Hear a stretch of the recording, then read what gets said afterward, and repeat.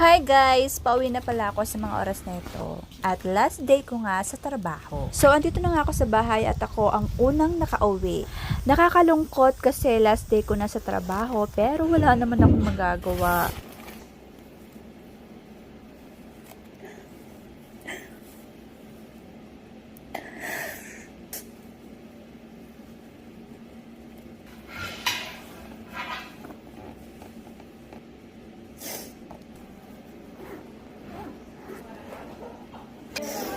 Hiring.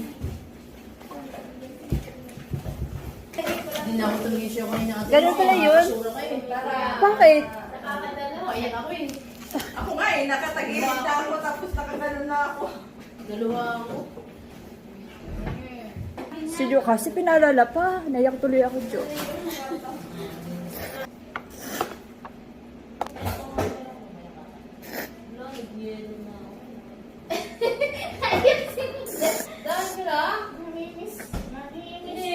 Don't cry.